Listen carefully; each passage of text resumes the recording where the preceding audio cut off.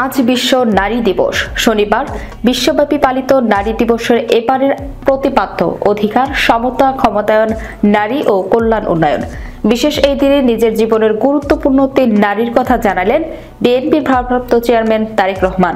দিনটি উপলক্ষে তিনি ফেসবুকে একটি পোস্ট দিয়ে নারী ক্ষমতায়ন, লিঙ্গ বৈষম্য দূরীকরণ এবং নারীর উন্নয়নের সবাইকে এগিয়ে আসার আহ্বান জানান। তারেক রহমান ফেসবুক পোস্টে উল্লেখ করেন, আমার জীবনের সবচেয়ে গুরুত্বপূর্ণ ৩ জন মানুষ হলেন আমার মা, স্ত্রী এবং কন্যা। ৩ জন অসাধারণ নারী। তারেক রহমান ফেসবুক পোস্টে উল্লেখ করেন, আমার জীবনের সবচেয়ে গুরুত্বপূর্ণ ৩ জন মানুষ হলেন আমার মা, স্ত্রী এবং কন্যা। ৩ জন অসাধারণ নারী। আমি সবসময় তাদের জন্য প্রতিটি সুযোগ, সাফল্য এবং সুখ নিশ্চিত করতে চেয়েছি।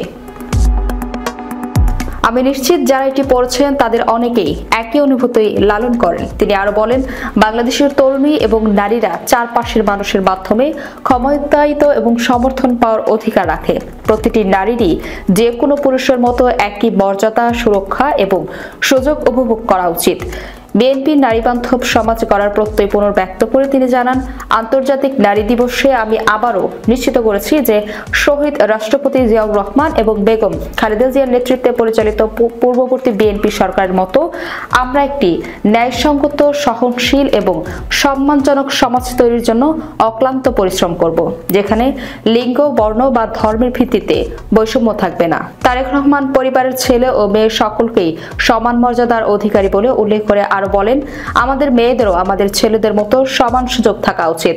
তাদেরকে ঘর থেকে বাইরে আসতে হবে, তাদেরকে ঘর ছেড়ে বাইরে আসতে হবে। তারা যেন কোনো হয়রানি ছাড়াই ইন্টারনেট ব্যবহার করতে পারে এবং কোনো ভয়ভীতি ছাড়াই নিজেদের মতো প্রকাশ করতে পারে। তিনি অবশেষে উল্লেখ করেন, একটি নিরাপদ এবং সুরক্ষিত সমাজে নারীর সম্ভাবনাকে স্বীকৃতি দেওয়ার মধ্যেই বিএনপির নীতি প্রণয়ন গভীরভাবে প্রথিত। আমাদের পরিবার কার্ড কর্মসূচি নারী উদ্যোক্তাদের জন্য SM ঋণ এবং তরুণীদের শিক্ষিত করার জন্য শিক্ষা ও বৃত্তিমূলক প্রকল্পের মতো উদ্যোগ নারীর ক্ষমতায়নে গুরুত্বপূর্ণ ভূমিকা রেখেছে।